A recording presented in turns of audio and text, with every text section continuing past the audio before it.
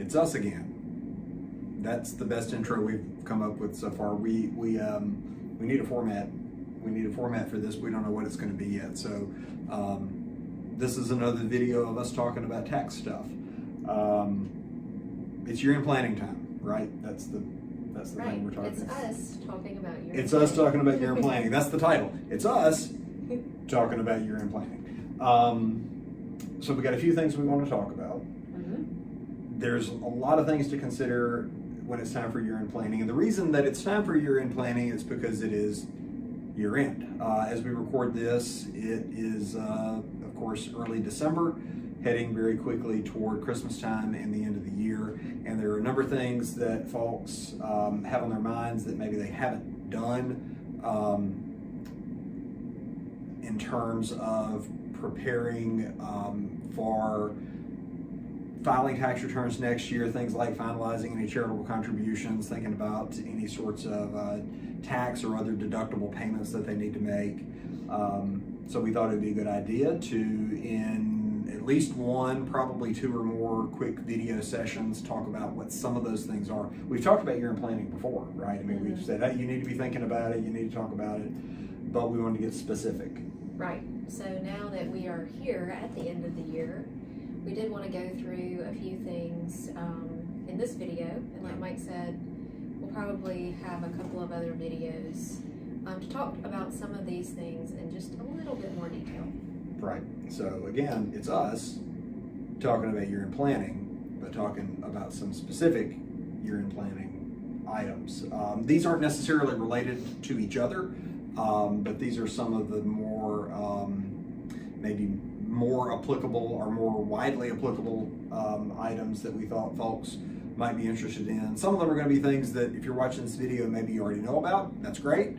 But we hope that somebody is watching this that doesn't know about some of these things, and maybe this will prove valuable. And even if you do know about it, maybe you need to know a little more about mechanically how it works, what's different for this year as compared to prior years. And there are a few of those things, right? That because things are still weird in 2020 and 2021 because of COVID, because of changes in administrations in Washington. There are some things that are still changing. We're not going to get into talking about pending legislation. We've talked about that before. There's going to be more coming on that. This is about stuff that's on the books right now. Yes. So what's the first thing that we should talk about? Well, let's talk about economic impact payments, because 2020 was a weird year, and as Mike just said, 2021 was another weird year, but in a different weird way.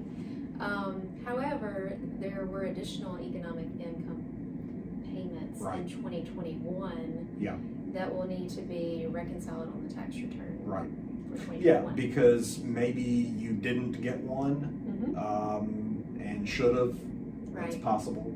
Right. So maybe you had a new child. Right. Yeah. Sure. Dependents changed. Yeah. So it may be that the amount that you received isn't exactly the amount that you should have received. Those payments are really prepayments of credit. Right. Right. So what you have to do in your tax return is basically compute, or if you're working with somebody, have them compute the amount of that credit that you ought to be getting, and that's going to be offset by whatever cash you did receive. Right, and one really great thing about reconciling it on your tax return is if you received too much, you get to keep it. Yeah. So that door only swings one way, right? And that's if you didn't get enough, you'll get an additional benefit on your tax return for that. Right. Okay. So just know that's sort of still out there to be sort of cleaned up, tied up in a neat little bow on your 21 tax return. Okay. What's next? Another payment that you may have received during the year. Child tax credits. Child tax credits. I was cheating. I was looking at the screen that you were in no way looking at. We're very much like things work in Washington, D.C. here, and we're using teleprompters. Gave away the secret. Yeah, we're using teleprompter. That's why she won't look at me, because she's looking at the teleprompter, which is really just a computer screen that has our notes on it. It gave away the magic. Right. There is no more magic. Right. So those payments began in July. Okay. For eligible taxpayers. Those payments, child tax credit payments. Right. And they were supposed to be about half of the expected credit, which were being paid monthly to taxpayers. You could opt out of those monthly payments and claim the entire child tax credit on your return. Right. But unlike the economic income tax payments, when you reconcile it on your tax return, if you receive too much, it will be reconciled on your tax return, and that will go back. Right. You know, as part of that reconciliation. Gotcha. So unlike the economic impact payments that, hey, if the government accidentally gave you too much, that's their problem. The amount for which you're eligible, that's it, that's your limit. So it does get trued up to either your benefit or the government's, depending. Right. Okay. Gotcha. Anything else about the amounts? Anything on that you want to talk about? No. Want to get down the weeds on that at all? No, not that I can think of. Good. I think we've talked about it several times before. Okay. Not really much more in the way. Okay. All right. So what's next? Charitable contributions. Okay. This one, I was telling you before that, I mean, everything we're talking about is important to somebody, but there's a couple of these things that I think are really important, and I think this is one of them. And it's one of the things that I don't know that it's been talked about a lot. I don't think we've talked about it an awful lot, and we talk about a lot of stuff. Yeah. But it can be important. What a lot of folks probably don't know is that, and of course, we're speaking to people here who itemize their deductions, who don't take a standard deduction. There are limits on how much. Well, there's not a limit on how much you can give away, but there's a limit on how much tax benefit you can get for what you give away based on your adjusted gross income, right? But for 2021, and 2021 only at this point, there has been a change in that limitation. Right. So for 2021, you can use 100% of your adjusted gross income. Right. And then it will go back to 60% for 2022. Yeah, so right now the normal limit for a cash donation, I won't get into all the issues of giving appreciated property and different kinds of donees, that sort of thing. But cash donation, it's the limitation is normally 60% of AGI, which is actually up from what it had been a couple of years back, or a few years back. But right now it's 100%, which basically means, notwithstanding other deductions or adjustments, you can basically give away all of your income. And get a deduction for it. It's a bit of an oversimplification, but that's basically how it works. When in a regular year, you can only give away 60% of your income and get a deduction. Right.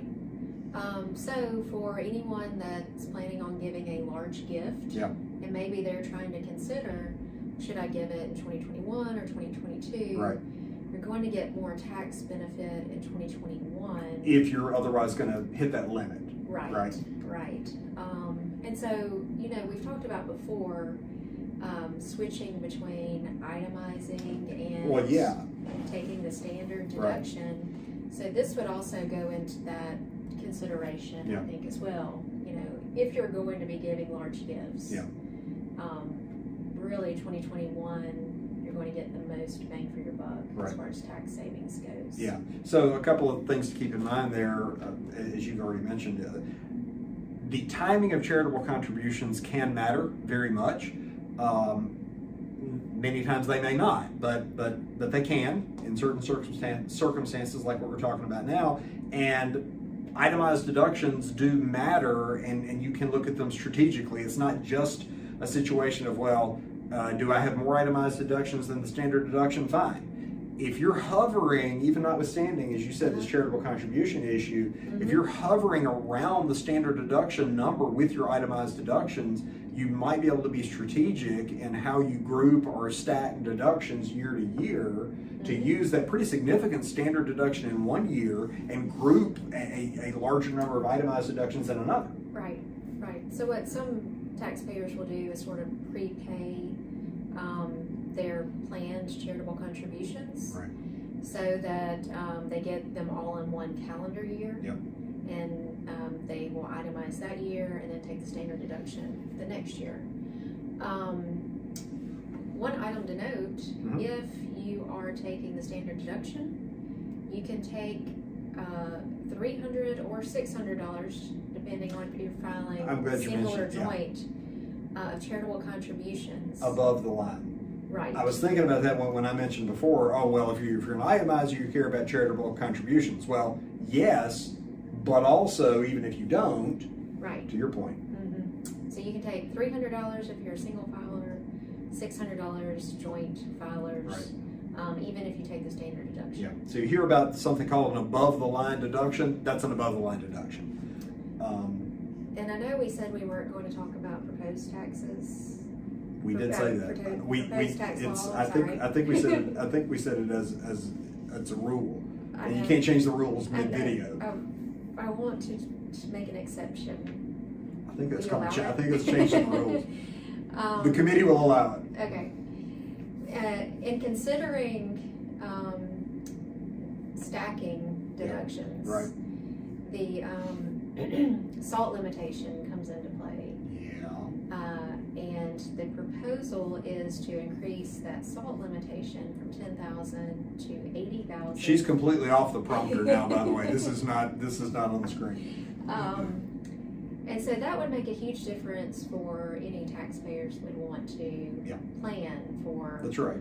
For taking itemized versus standard every other year, because I would say most taxpayers were being limited by the $10,000 SALT limitation. Right. And thinking about doing that strategy. And to your point, yes, that's a very good point, but we're speculating. Right. Because who knows if it's going to, again, we're not going to sit here and talk about the likelihood of the legislation passing. We did an earlier video talking about it when it came through the House. As we sit here, it's in the Senate. Don't want to get into all that. But should that happen, meaning that there's a difference in in the treatment for 21 versus the treatment for 22, and if there's time to deal with that before the end of this year, it's absolutely something to look at. Right. But we'll see. We'll see. Yep. All right, so we're now completely off script. I have no idea where we're going. What we're talking about next? Let's see. Required minimum distributions. Required minimum distributions, right? And this applies. Now I'm looking at the screen. So this applies to folks who are 70 and a half or over, right? Yes. Or, well, no, sorry, 72 by the end of the year. Yes, 72 because that age limit was changed by the Secure Act, right? Which was passed right at the end of 2019. Which was roughly 47 years ago. Yeah, it feels at like the end of 2019. it feels like it. So just a reminder that you may need to take your RMD before the end of the year. And back to charitable contributions. You can take that qualified charitable deduction, right? If you would like to direct your RMD to a charity, right? If you think, well, I know I have to take it, but I don't want to take it. I don't need it, right? And so what happens in that situation is when you direct your RMD directly to a charity, it's not taxable to you anymore. The RMD is not taxable to you, and you don't also take a charitable contribution deduction. It just reduces the taxable amount of your RMD. Right. Okay. So good. Covered RMDs sufficiently? I think so. Okay. Talk to me about unemployment compensation. Now, unemployment's been a big deal in the news. It's been a big deal economically. It's been a big deal politically. It's something that we're still dealing with. You can argue about the causes. Obviously, COVID is, I just flagged the video because I said the word, right? Our video's going to be flagged because I said the word. But that's been a huge factor. But increases in unemployment have arguably resulted in more people staying home. But we're not here to argue about that and the wisdom or lack thereof. This is what we're talking about here is the taxability or lack thereof of unemployment compensation. Right. Right.